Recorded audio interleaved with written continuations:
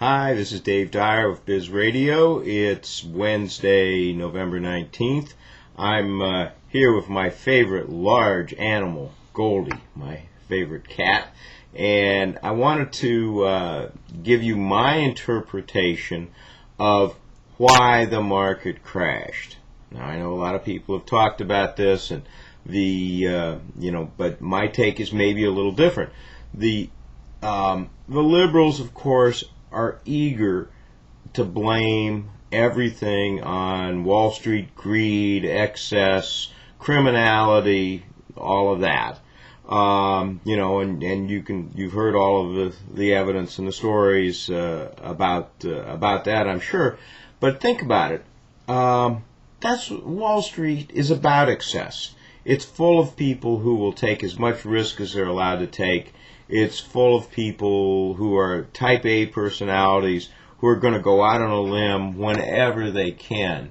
So there was nothing new or unique about that in this particular case. That motivation, those types of people are always there.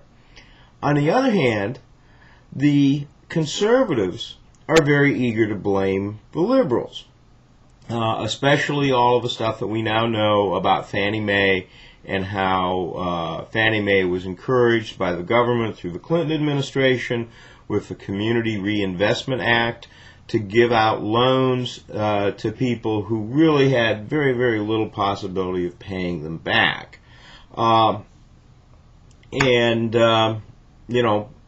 take on that is, the Community Reinvestment Act was around since 1977, and also those types of people are always in government.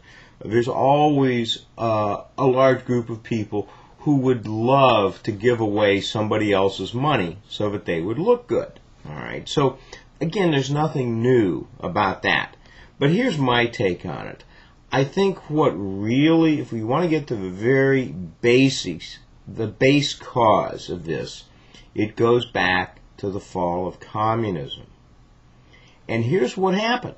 When communism fell in 1989, large pieces of the world came online as part of the economic system.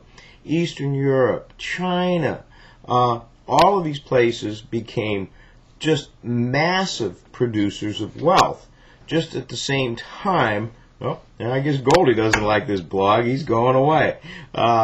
Just at the same time that the internet came online. So just when people became more productive through the internet, and Lord knows there's nothing that's made people as productive as the internet, just when people became more productive through the internet, there were a whole lot more people in the wealth-producing part of the world. Where did all that wealth go? The wealth that was generated. People sometimes forget that wealth is created. It's not just found someplace. The wealth that was generated through all this economic activity ended up in American T-bills.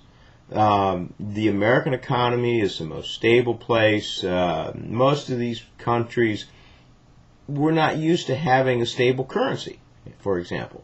So that money flowed into the United States as capitalism and free enterprise developed in the formerly communist parts of the world.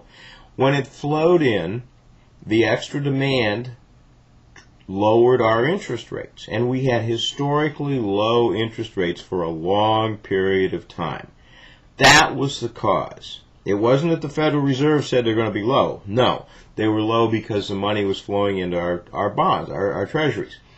And the two factors that I mentioned before, the, quote, greedy Wall Street guys and the terrible politicians that want to give away somebody else's money, those factors had always been there, but now they had a whole lot more money to play with. And their general tendencies to excess on both sides were exaggerated by the fact that all of this money was available. So, in my mind, what I'm seeing with this big decline is just part of a normal business cycle of expansion and contraction, but it was exaggerated by this massive, massive influx of money that was created by all the wealth from the newly freed former communist countries. So if you're trying to identify a good guy or a bad guy, it's a little tough, but I think that's really the process that's behind it. So if you want to blame it on anything, blame it on the fall of communism, putting too much money, too much wealth into the system, and giving people, both politicians and Wall Street types, too much ammunition to play with, and sure enough, both sides got excessive. So anyway, that's my take on it. If you'd like more information on me or anything else, go to bizradio.com, B-I-Z radio.com, and check out our whole lineup. Talk to you later. I wonder where my cat Goldie went. I guess he didn't like it. Thanks. Bye-bye.